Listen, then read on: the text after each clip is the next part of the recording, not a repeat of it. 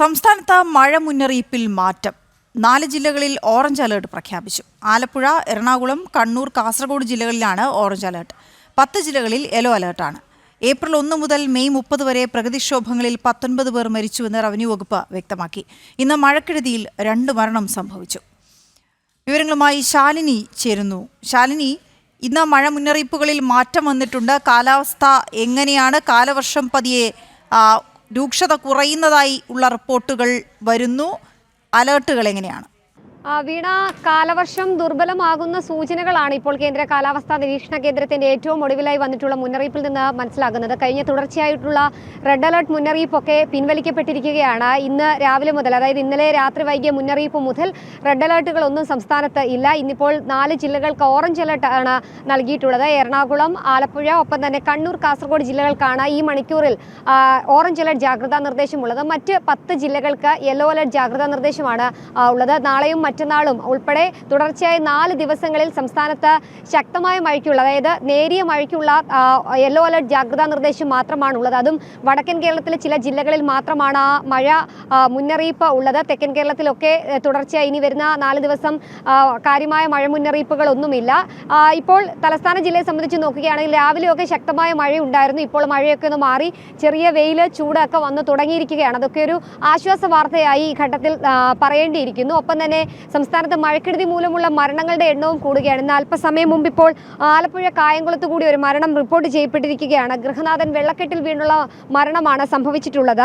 ഹരിപ്പാട് സുഹൃത്തുക്കൾക്കൊപ്പം മീൻ പിടിക്കാൻ പോയ ഒരു യുവാവ് കൂടി മരിച്ചിട്ടുണ്ട്. അങ്ങനെ 2 മരണം കൂടി സംസ്ഥാനത്ത് മഴക്കെടുതി മൂലം ഉണ്ടായതായി ഔദ്യോഗികമായി ഇപ്പോൾ അറിയിക്കുകയാണ്. അങ്ങനെ ഏകദേശം മരണം 26ലേക്ക് അടുക്കുന്നു എന്നുള്ളതാണ് ചെറിയ തോതിലെങ്കിലും ആശങ്ക ഉണ്ടാക്കുന്നത്. അതിൽ ഒരു സന്തോഷം എന്നുള്ളത് ഈ റെഡ് അലേർട്ട് പിൻവലിച്ച് നേരിയ തോതിലുള്ള ഓറഞ്ച് അലേർട്ടും യെല്ലോ അലേർട്ടുമാണ് ഇപ്പോൾ സംസ്ഥാനത്ത് തുടരുന്നത് എന്നുള്ളതാണ്. അതേസമയം തന്നെ ശക്തമായ കാറ്റ് തുടരുന്നുണ്ട്. ഞാനിപ്പോൾ നിൽക്കുന്നത് തിരുവനന്തപുരം ശംഖുമുഖം തീരമേഖലയിലാണ്. ഉയർന്ന തിരമാല മുന്നറിയിപ്പ് കഴിഞ്ഞ 6 ദിവസമായി തുടരുകയാണ്. അതിപ്പോഴും അത് തുടരുന്നുണ്ട് എന്നുള്ളതാണ് നമുക്ക് ദൃശ്യങ്ങൾ കാണാൻ കഴിയുന്നത്. നിർമ്മാണ പ്രവർത്തനങ്ങളൊക്കെ പൂർത്തീകരിച്ച ശംഖുമുഖം വീണ്ടും ഒരു നാശത്തിന്റെ വക്കിലേക്ക് എത്തിയിരിക്കുകയാണ്. അതിശക്തമായ തിരമാലയാണ് കഴിഞ്ഞ 5ലധികം ദിവസമായി ഇവിടെ ഉണ്ടായിക്കൊണ്ടിരിക്കുന്നത്. 3 മീറ്ററിലധികം ഉയരമുള്ള തിരമാലകൾ അടിക്കുന്നുണ്ട്.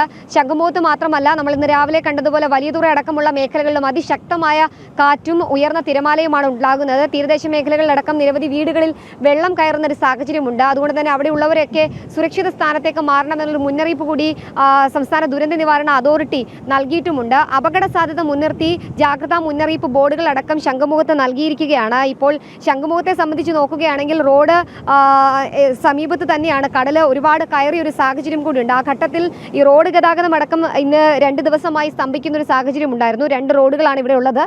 ഇന്റർനാഷണൽ റോഡിന്റെ ഭാഗത്ത്, എയർപോർട്ടിന്റെ ഭാഗത്ത് നിന്നും ഡൊമസ്റ്റിക് എയർപോർട്ടിലേക്ക് പോകുന്ന റോഡാണ്. ആ ഒരു പ്രധാന റോഡിലേക്ക് കടൽ കയറുന്നൊരു സാഹചര്യമുണ്ട്. ഉയർന്ന തിരമാല ഞാൻ സൂചിപ്പിച്ചതുപോലെ തന്നെ വലിയ രീതിയിലുള്ള പ്രശ്നങ്ങൾ ഈ ഒരു മേഖലയിൽ ഉണ്ടാക്കിക്കൊണ്ടിരിക്കുകയാണ്. തീരം ഇടിയുന്ന സാഹചര്യം ഉണ്ടാകുന്നുണ്ട്. കഴിഞ്ഞ ദിവസങ്ങളിലൊക്കെ നിർമ്മാണ പ്രവർത്തനങ്ങൾ പൂർത്തീകരിച്ച് തുറന്നുകൊടുത്ത റോഡാണ് ഇപ്പോൾ സഞ്ചാരികളെ അടക്കം വിലക്കിക്കൊണ്ട് റോഡ് ഗതാഗതം അടക്കം ഒരു സൈഡിലൂടെ മാത്രമാക്കി, അല്ലെങ്കിൽ ഒരു വശത്തൂടെ മാത്രം വാഹനങ്ങൾ അങ്ങോട്ടേക്കും ഇങ്ങോട്ടേക്കും കടത്തിവിടുന്ന രീതിയിൽ ക്രമീകരിച്ചിട്ടുണ്ട്. ഒപ്പം തന്നെ ഈ അനധികൃതമായിട്ട് ഇവിടെ ആളുകൾ എത്തുന്നതൊക്കെ തടയാൻ വേണ്ടി പോലീസിനെയും വിന്യസിച്ചിട്ടുണ്ട്. വാഹനങ്ങൾ ഇവിടെ കൊണ്ടുവന്ന് പാർക്ക് ചെയ്യാതിരിക്കാനുള്ള പ്രത്യേക നിയന്ത്രണ നിർദ്ദേശവും ഒക്കെ ഇവിടെ ഇപ്പോൾ നൽകിയിരിക്കുകയാണ്. ശക്തമായ കാറ്റ്, ശക്തമായ തിരമാല അടിച്ചുകൊണ്ടിരിക്കുന്ന സാഹചര്യമാണ് നമുക്കിപ്പോൾ ഈ ശംഖുമുഖ മേഖലയിൽ നിന്ന് കാണാൻ സാധിക്കുന്നത്. ഒപ്പം തന്നെ റവന്യൂ വകുപ്പിന്റെ ഔദ്യോഗിക കണക്കുകൾ കൂടി ഈ മണിക്കൂറിൽ വരുന്നുണ്ട്. പ്രധാനമായും 66ഓളം വരുന്ന ദുരിതാശ്വാസ ക്യാമ്പുകൾ സംസ്ഥാന വ്യാപകമായി പ്രവർത്തിക്കുന്നുണ്ട് എന്നുള്ളതാണ് ഇപ്പോൾ ഔദ്യോഗികമായി റവന്യൂ വകുപ്പ് അറിയിക്കുന്നത്. ഏകദേശം 1000-ലധികം വരുന്ന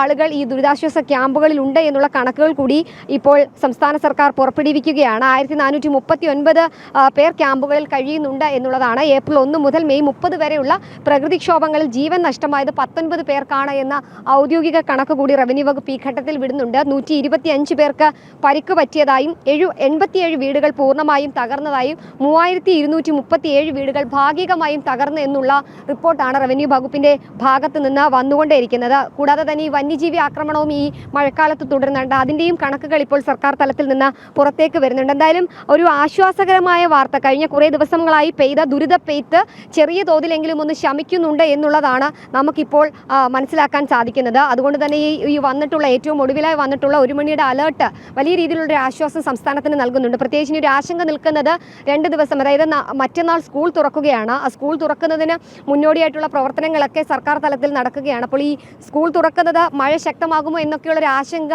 അധ്യാപക സംഘടനകൾ പ്രകടിപ്പിച്ചിട്ടുണ്ട്. ഇന്ന് രാവിലെ മന്ത്രി മാധ്യമങ്ങളെ കണ്ടപ്പോൾ അദ്ദേഹം അടക്കം അറിയിച്ചിട്ടുള്ളത് കൂടിയാലോചനകൾ നടത്തും. കാലവർഷത്തിന്റെ അടക്കം ശക്തി വീണ്ടും കൂടുകയാണെങ്കിൽ, അലേർട്ടുകൾ കൂടുതൽ മാറുകയാണെങ്കിൽ സ്കൂൾ തുറക്കുന്നത് അടക്കമുള്ള കാര്യങ്ങൾ കൂടി ആലോചിക്കും. മുഖ്യമന്ത്രിയുമായി ആലോചിച്ചായിരിക്കും അതിന്റെ നടപടികൾ ക്രമീകരിക്കുക എന്നുള്ളതാണ്.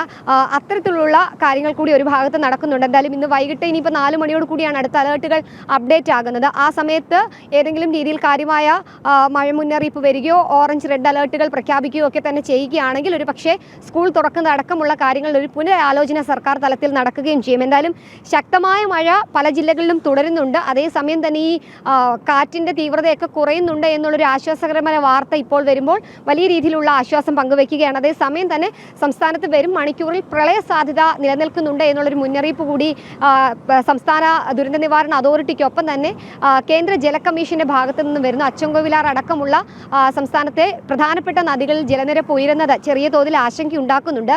ഈ നദികളുടെ തീരദേശങ്ങളിൽ താമസിക്കുന്നവർ, ഒപ്പം തന്നെ ചില ജലസേചന അണക്കെട്ടുകൾ, മൂഴിയാർ അടക്കമുള്ള അണക്കെട്ടുകളുടെ സമീപത്ത് താമസിക്കുന്നവരൊക്കെ ജാഗ്രത പാലിക്കണം. ഈ അണക്കെട്ടുകളിലും ജലനിരപ്പ് ഉയരുന്നത് കൊണ്ട് തന്നെ ജാഗ്രതാ മുൻകരുതലുകൾ സ്വീകരിക്കണം എന്നൊരു മുന്നറിയിപ്പ് സംസ്ഥാന ദുരന്ത നിവാരണ അതോറിറ്റിയുടെ ഭാഗത്ത് നിന്നും എന്തായാലും വരികയാണ്. എന്തായാലും കടൽ പ്രക്ഷുബ്ധമാണ്. മഴ ചെറുതായിട്ട് കുറഞ്ഞെങ്കിലും ഒരു ശാന്തം ആയിട്ടുണ്ട് എന്ന് നമുക്ക് പറയാൻ സാധിക്കില്ല. ശംഖുമുഖം അടക്കമുള്ള മേഖലകൾ അത്തരത്തിലുള്ള കാഴ്ചകൾ തന്നെയാണ് ഈ മണിക്കൂറിലും ഉള്ളത്. എന്തായാലും മത്സ്യബന്ധനത്തിന് ഈ ദിവസങ്ങളിലും ഈ മണിക്കൂറിലും വിലക്ക് തുടരുകയാണ്. പ്രത്യേകിച്ച് കേരള, കർണാടക, ലക്ഷദ്വീപ്, തമിഴ്നാട് തീരങ്ങളിൽ ഈ മണിക്കൂറിലും വിലക്ക് തുടരുകയാണ് മത്സ്യബന്ധനത്തിന്. വീണ.